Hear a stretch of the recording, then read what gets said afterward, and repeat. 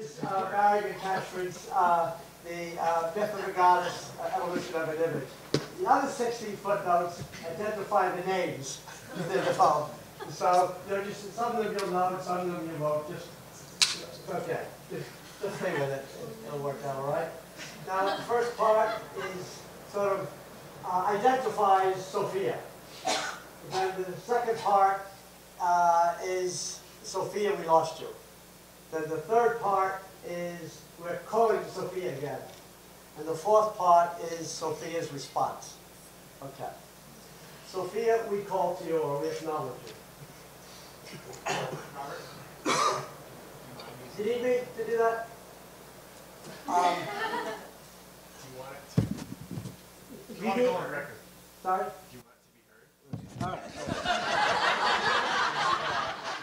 right. So it's on? Okay, okay. I'll do my best. Okay. Sophia, we call to you. We invoke you, Divine Mother, humanity's first image and first word.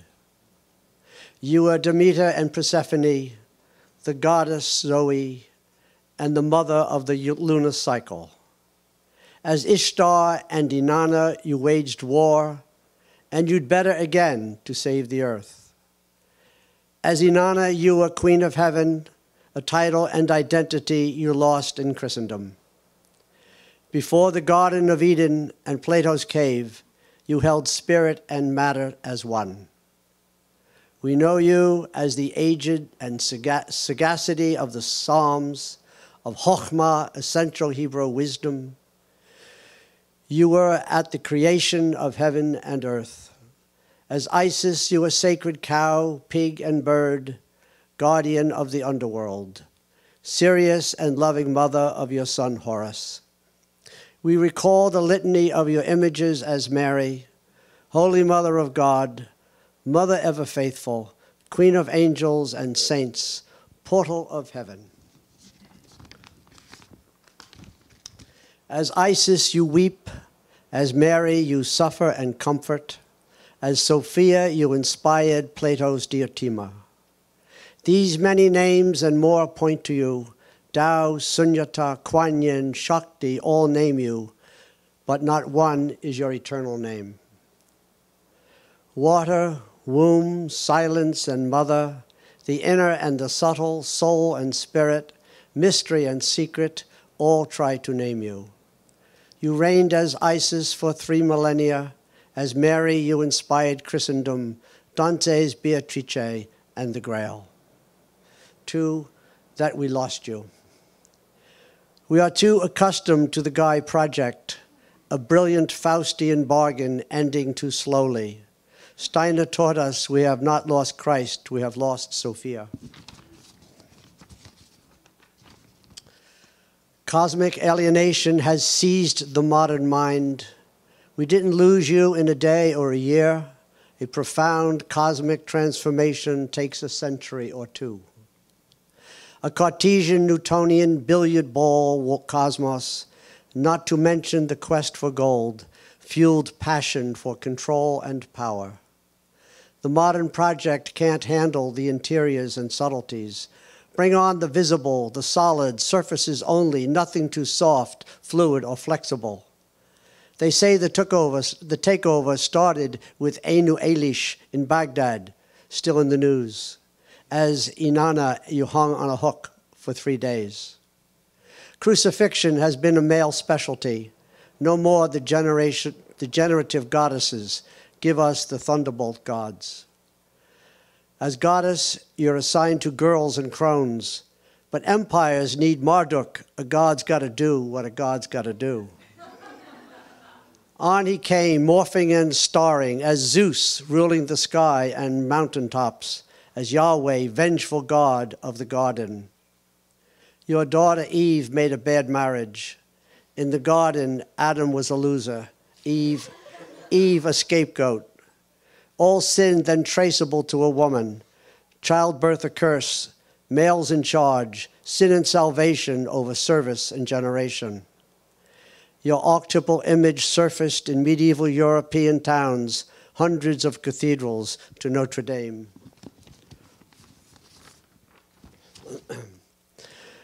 Too good to go unopposed, we turn Notre Dame of Paris to the Temple of Reason. Bacon is our man, nature on the rack, control at all cost. By the shadow of the Enlightenment, knowledge and power over wisdom, analysis and argument over insight. We will have knowledge, get the secret, blow the atom, take charge, go the limit, no price too high. And we did, and it has been good. We have dominion even over death, sort of. Why are we so depressed, fearful, and violent? What shall we make of the hard images? Are you really Kali with a company of destroyers? Are they you, embracing all opposites? Should we accept your embrace of suffering and evil, war, hunger, rape, HIV/AIDS, cancer, despair, suicide? Does your hard mother love find these useful?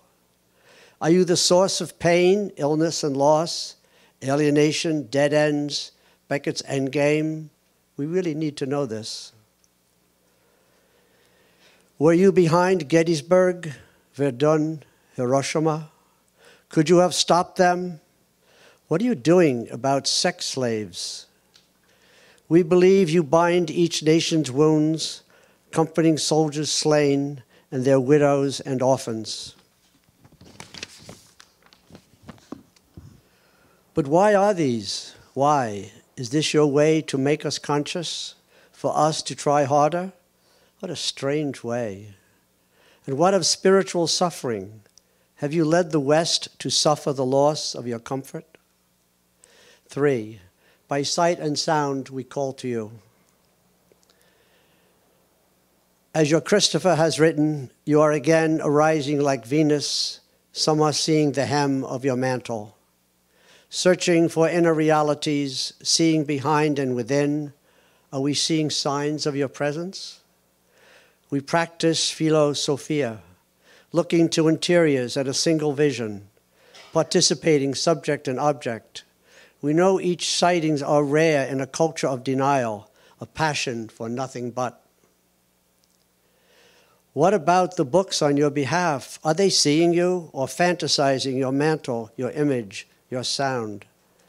Leonardo, Michelangelo, and Raphael renaissanced your sacred image, Mama and Bambino, for all times and all hearts. We see you through the Holy Fra, Duccio, and the Sienese School, and the American Henry Osawa Tanner. You've sent healing cosmic sounds to Bach, Mozart, and Beethoven, Deo gratias for Schubert's Ave. Shakespeare has revealed you. There are more things under heaven and earth. They are the hidden, the subtle, the mysterious. Dante, Shakespeare, and Goethe, the greatest three, all know you in ambiguity, artistry, inner anthropos. Goethe's poetry and Upplanza, gentle science, alchemy, mysteries, polarities, and Faust, the rascal, all approach you. Your Gretchen, Faust's victim and savior, in the end, reveals your grace. The eternal feminine draws us onward. You sent us the mantras of wise women, mothers, teachers, poets, and children. Abigail wrote to John, remember the ladies. Henry Adams, son and grandson of presidents, looked past the dynamo to the Virgin and saw the secrets of Chartres. We still learn from Lao Tzu a correction to Confucian rigidity, bringing grace to order, surprise to tradition. No mere chaos, Tao weaves subtly. After enlightenment, the river remains. Jack teaches laundry after ecstasy.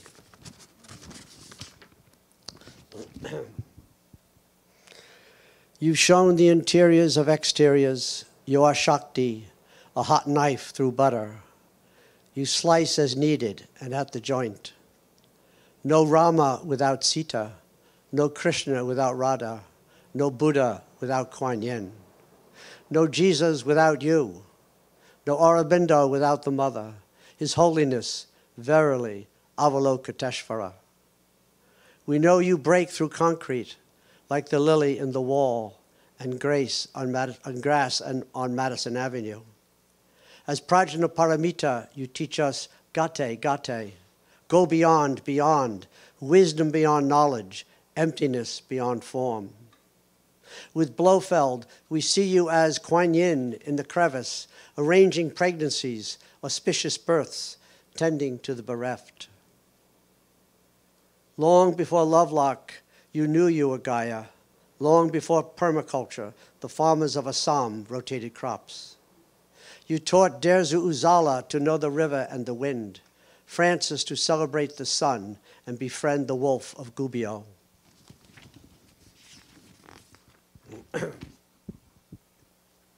You led Teilhard and Thomas to reverence Gaia, Mary Evelyn and John to teach religion and ecology, Joanna to teach the truth of Chernobyl and deep time. Surely you led Al to teach and the Norwegians to applaud the inconvenient truth. Fundamentalist Christians, led by Calvin's misanthropy and the rapture, must replace dominion by protection. When New York State sprayed DDT, Marjorie sued, Rachel took notes and wrote Silent Spring. Despite these whistleblowers, as Gaia you burnt, are you Pietà forever?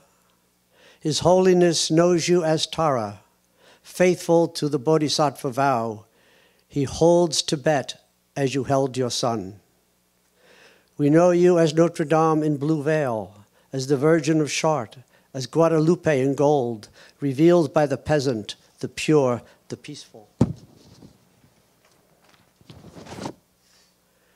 We need our guidebooks, the fabulous icons, Greek, Russian, Bulgarian. We study the Grail, Dante, Hildegard, and Julian. We call to you by your many names, knowing you as Isis, Mary, Sophia, 3 names for your singularity. Gaia Sophia's response. Saving my body is the next great work. Turn the Ganges from brown to green. Plant trees in Africa. Spread blessed unrest. Save the rainforest. Speak truth to power. My mantle will do for some of you. Others of you need a good smack and a thou shalt not. Thou shalt not poison my blood. Thou shalt not burn my body. Thou shalt not commit deicide. I am the sucking infant and the Alzheimer patient. I am the Mississippi and the Hudson. I am Mount Tam and Mount Kailash. Recall the forgotten ancient wisdom. HPP announced my unveiling. Indian and Tibetan masters knew me. Heed Steiner's divine conjunctio, anthropos and Sophia, and Sophianic thinking. And my sophiologists, Soloviev, Bulgakov, Florensky, and the wise tarot meditator, Valentin Tomberg. Read the profound Prokofiev. Robert Powell knows me as Trino Sophia, mother, daughter, holy soul. I am the primordial flaring forth. Steiner's etheric, Jung's anima mundi, and Thomas's great work. Know me. Come to me and love me as I have loved you, your mother, Gaia Sophia.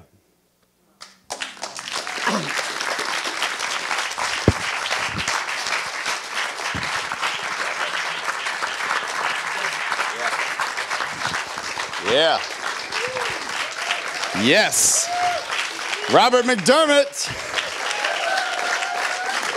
Yeah. That's what a lifetime of learning will do for you. That's what a lifetime of learning will do for you. That was great. Okay, so we're going to need to pick up the pace a little bit because we got, about like 8 people in 14 minutes. So I'm going to encourage y'all to keep it snappy. So please, who's on deck is Hunter. Where are you, buddy? Hunter, are you here? Okay, you're on deck, my man. All right, please welcome my friend Rand Christensen. Yes. I'm going to share 2 things with you. One is a poem I wrote at Nature and Eros a few years back. Another is a song that Deborah and I wrote together. Deborah's my wife. Deborah and I wrote together also a couple of years back. The first piece is called Cosmic Embrace and sort of speaks to the whole cosmology of love theme that I've tried to advance in the PCC program. She likes to make love at the border, where body and soul change places, where fluid surf meets solid earth. When considering a lover, she takes him to the ocean and watches. Does he dance with the waves? Does he tell his secrets to the stars? Does he laugh and cry in awe at the big sky? If so, her heart swells like the tide full of moon. She comes to him and puts her ear to his chest. The rise and fall of their breath become the waves that crest. And there, from their heavenly perch, stars flicker in their sparkling ovation, beholding their own in this cosmic embrace.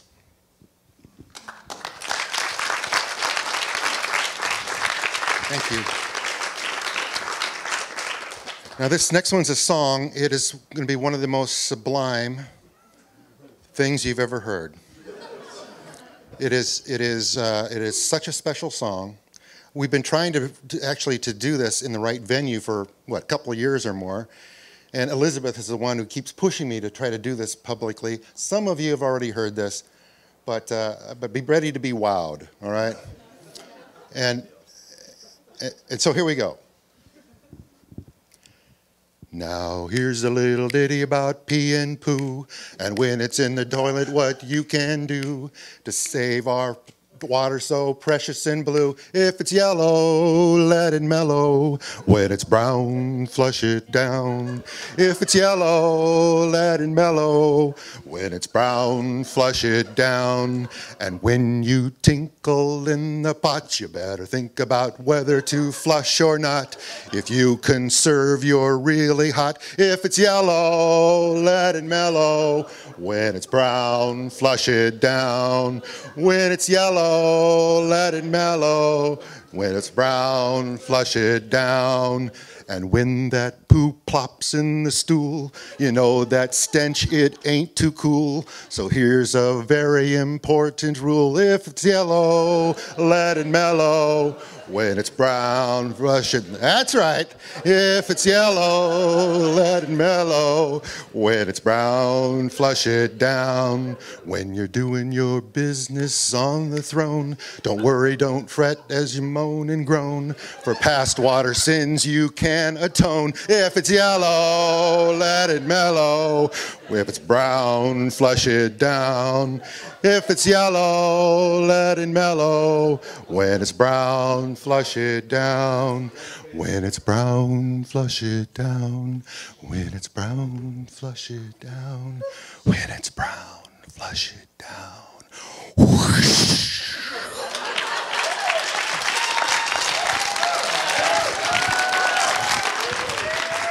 Oh, I didn't tell you the name of the song. It's the eco-scatological imperative. Yeah. Rand Christensen. Love it. Love it. Okay, so on deck is Tom. You ready to be on deck? Okay, so please, how do you say your last name, Hunter? Gazelle, like the animal. Oh, I love it. Please welcome Hunter Gazelle. Yeah, buddy. We'll read a couple of things and try to get through it. Some time left to spare. I am listening to Einaudi now. I imagine you naked, seated on a black piano bench. A grand piano hums and vibrates under your skillful touch.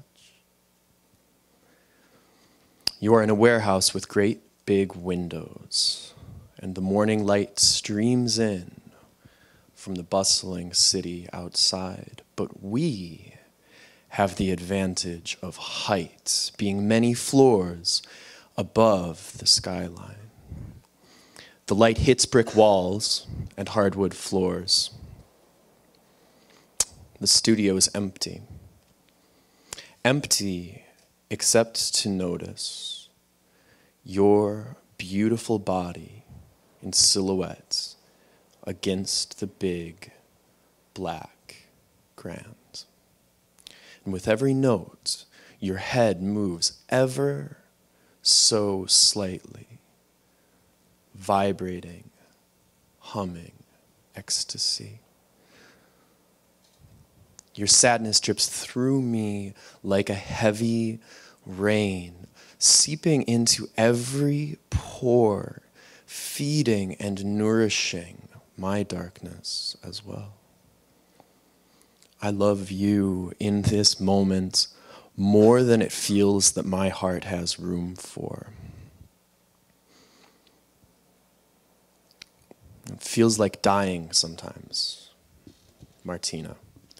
All of this living, it is so much. And I love you because I know that you know. When I feel you breathe ecstatic, I know that you have touched life as well.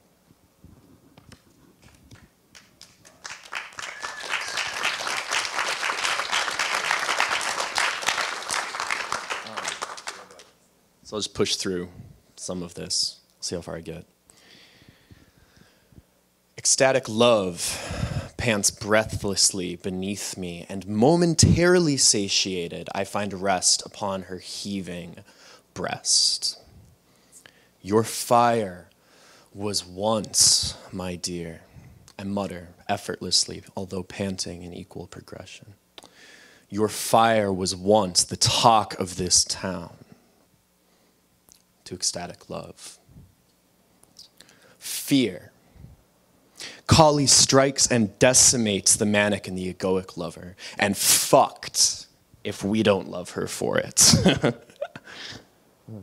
For the eternal dynamic, orgasmic, creative, destructive, energy, emission, entropy.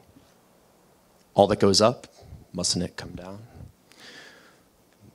My heart? My heart is not broken, but ever stronger after each engagement.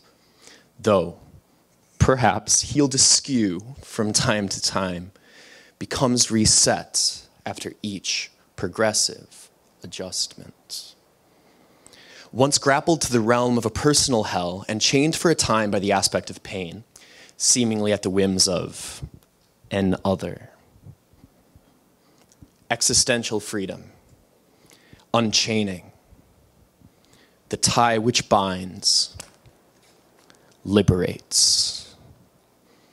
And gratitude for all I have loved, left, or lost, because one way or another, it's torn me asunder, and life as dynamic always does. And freedom? Freedom lies in each infinitesimal instant, and at the bottom of everything, love. I found freedom once at the bottom of a bottle, and love deep in her lying eyes. All of this just to find that mirror which hides in every opportunity to love, to let go, to fall, to rise again, and to fall once more. I have tasted the sweet ambrosia, rasa, the eternal nectar. And that shit tastes like a half-drank, lukewarm, day-old beer, sipped and sitting in the afternoon sun. It is a warm breast and a cold splash in the face. That which nourishes and enlivens. I've lapped it up between the legs of her overflowing divinity, and I've been embraced by it amidst the mid-morning fog, atop a California coastal hillside. Truth, freedom, beauty, and love.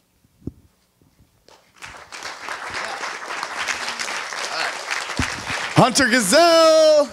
Yeah, buddy. Woo! Okay, so who do we say? Tom? I love poetry that's about me. It's fantastic. It's like my favorite kind of poetry.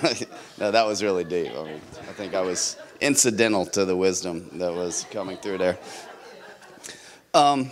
Well, we're doing great. We're a tiny bit over time, but we just have a couple folks left. So if you hang tough for another 10 minutes, I think we'll bring it home nicely. Brian, you're on deck. And right now we have Chris McNulty. And is Lydia accompanying on this one? Okay, so please welcome to the stage Chris McNulty and Lydia Haratunian! Yes! Yes! So this is not a McNulty Haratunian original, but we're going to shake things up a little bit. Yeah, we decided to bring Broadway to Esalen. After partaking in libations last night, we decided it would be a really good idea to sing a song from Les Mis tonight.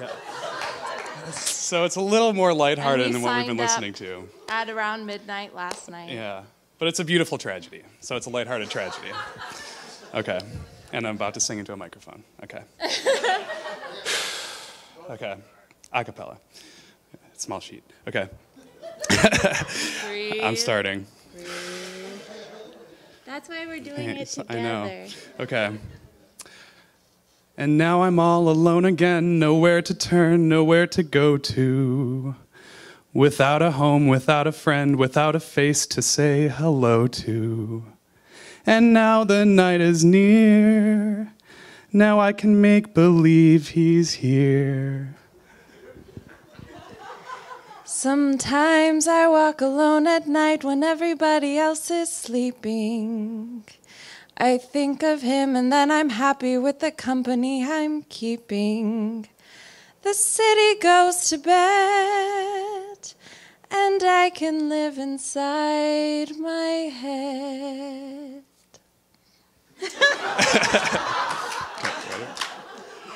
On my own, pretending he's beside me. All alone, I walk with him till morning. Without him, I feel his arms around me. And when I lose my way, I close my eyes and he has found me. In the rain, the pavement shines like silver. All the lights are misty in the river. In darkness, the trees are full of starlight, and all I see is him and me forever and forever. And I know it's only in my mind that I'm talking to myself and not to him. And although I know that he is blind, still I say there's a way for us. I love him, but when the night is over, he is gone.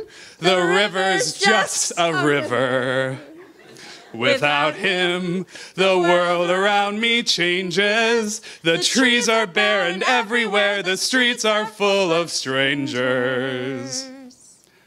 I love him, but every day I'm learning.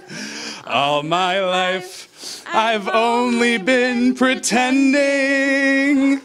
Without me, his world would go on turning. A world that's full of happiness that I have never known. I love him. I love him. I love him, but only on my own.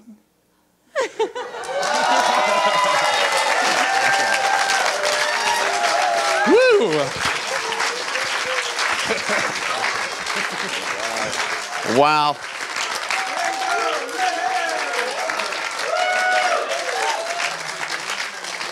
Chris McNulty and Linda Haratunian. Yeah. I laughed, I cried, it was better than Cats.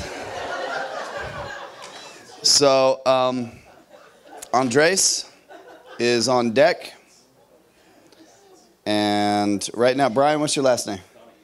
We have a special guest friend who is going to grace us with a poem. Please welcome Brian Donahue.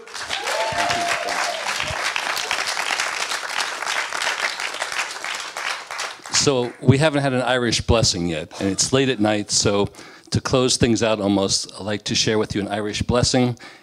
It's by the poet John O'Donoghue, and in Gaelic it's called Bannock. So an Irish blessing. On the day when the weight deadens on your shoulders and you stumble, may the clay dance to balance you.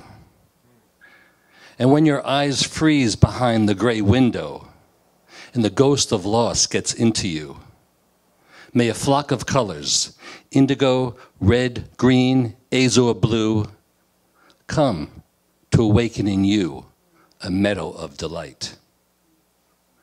And when the canvas frays and the currach of thought and a stain of ocean blackens beneath you, may there come across the waters a path of yellow moonlight to bring you safely home. May the nourishment of the earth be yours. May the clarity of light be yours. May the fluency of the waters be yours. May the protection of the ancestors be yours. And so may a slow wind work these words of love around you, an invisible cloak to mine your life. Thank you. Beautiful. I love Brian Donahue.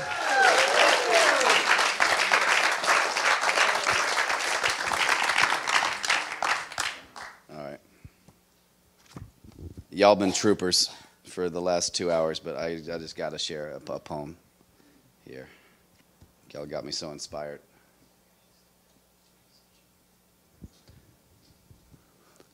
I was born in the eye of a storm. I was born in the eye of a storm, with no moon in the sky between midnight and dawn. When I was young, I studied the transits of the planets with sky watchers on Atlantis. I saw alphabets taking flight from the winged silhouettes of birds against the sky. I wrote odes to Osiris on the very first sheet of papyrus. I was the only man allowed on the island of Lesbos, and each morn Sappho would pen a poem to my bedpost. I went miles past the last known fringe. I drank psychedelic fluids with druids at Stonehenge. Then battled devils on 9 different levels of hell that were made in the crater when Lucifer fell. I've been on binges, smoking ganja by the Ganges with some ninjas. I've seen evil men do I couldn't begin to describe. I've prayed with Hindu, Brahmins, and the shamans of every tribe, from Israelite to Shiite, Greek or Celtic, to Zulu, to Zuni, to Saxon or Toltec. I've seen whole armies commanded to wait while I taught tactics to young Alexander the Great. And the fact is, when I think of my life, it's hieroglyphics to hip-hop in the blink of an eye. I've had lifetimes to write rhymes. I've had lifetimes to write rhymes and get my game tight, then waited to be incarnated till they invented the mic. And life twists and fades like smoke in the stage lights. You know how many times I've drawn my last breath? At this point, I just point and straight laugh at death. I brought ayahuasca to Lhasa for the 10th Dalai Lama, told tales to Ali Baba, and broke down fables for nights at round tables. I studied phonetics and mathematics with ascetics and fanatics. I told a circle of men that was making a declaration of independence to watch out because the premise is white male supremacist. I took political science from Machiavelli, was a poetic disciple of Michael Sorelli, and to transcend time and space, we go see Talam Asi. I got the gift of gab from the ghost of Christmas past. I passed through Nazareth, asked Jesus to please check on Lazarus. I took excursions with Persians that eventually drew me to slam poems with Shams of Tabriz and then Hafiz and Rumi. I sat in silence for 6 years to clear out the mind, then ran into 3 more temptations on cloud 9. And from there, I swear I could see a heavenly band of 70 angels singing back up for Aliyah. Because life twists and fades like smoke in the stage lights. I've had limitless lifetimes, I've had limitless lifetimes to write rhymes and get my game tight, then waited to be incarnated till they invented this mic.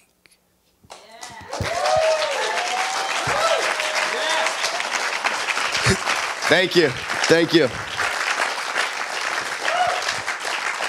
So please, I might read one more really short one at the very end, but other than that, please welcome our last reader to the stage, a friend who I consider a real hero in terms of activism and democracy and journalism on the planet, and an ecological and cosmological thinker, as well as a political and social thinker and activist. My dear compañero, Andre, how do you say your last name? Andres.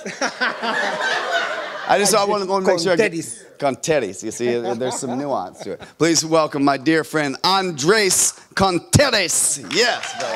Love you, brother.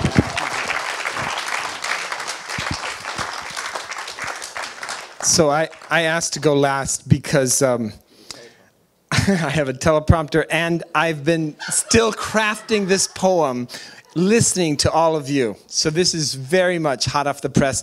And I want to ask our dear Erica to explain the title very quickly. And she's going to pass around because the spelling of the title of the poem is very important. So take a look. This is our neologian, so you have to expect this. Cosmospeak Zodarap strikes again. Right. If you figure out what that means, don't... So what's the rap? Let's hear you. What's the rap? Zodarap. What's the rap? Zodarap. What's the rap? All right. Cosmospeak Zodarap strikes again. When queried about universal language, mathematicians decry it's math, of course, equations exacting equanimity at home and distant galaxies. Math falls short. Clamor the physicists. The earth and heavens commune most with physics' fundamental forces. Not so, intone the musician's chords. The ick in Muse herself sings the very cosmos. The ick in Muse herself sings the very cosmos. Poets demur. 'Tis poetry. The verse in uni belies all pretense of any other cosmic mother tongue. The verse in uni betroths all pretense in any other cosmic mother tongue. Theologians, linguists, philosophers, cosmologists, consciousnessers all point to their crafts holding the key to cosmospeak. They are all correct. They are all misguided. Truth, the one separate truth, is perspectival. Zodarap strikes again. Abundant scarcity prevails. Language so bereft of oxymorons, bittersweet among the fewest of the single words, as if depth irony could only be tasted. Other senses falling short to portray truths most profound. Life yearns to be conveyed with honeyed aromatic stench. Our skin rough smooth, our hearts vulnerageous. Our resilient lives fragile, our very lives fragilient. The imperative beckons us, regress to the future. Time emptiful, with paleogisms long after they were neo. We, infinite temporal beings, by beauty befouled, speak frigid fire, false facts, fractilic finitude. Undreaming dreams, we perfect the art of apology as weapon. And smile. Thank you very much, but fuck you very much.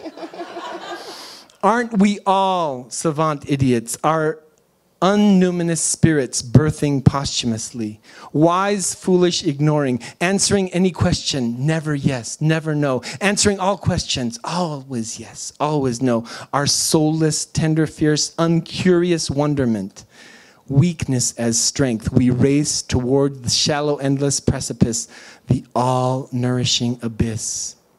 We frenemies, spiral dance, unchoreographed, dissonant harmony, conjuring collective death, steadfastly affirming life, all the while the universe-wide language of choice, quantum Newtonian, quantitonium. Particle wave, warticle pave, pave warticle, theory of every nothing, serendipitous dissynchronicity, cosmo-chaotic, galacto-apocalyptic, cosmo-pessimistic, cataclysoptimism. Yeah. Soda rap strikes again.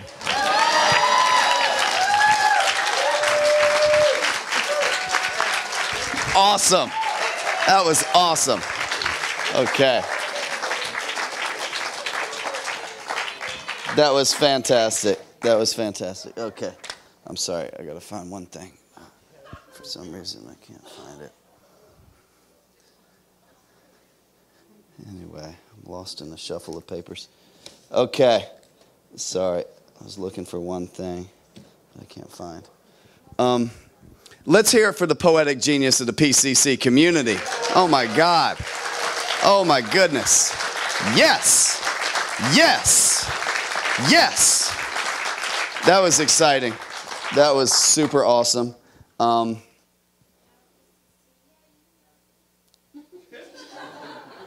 You know, our home is a poem. The planet is a sonnet. Tonight is a haiku. Tonight is a sacred in-breath and out-breath. And poetry, you know,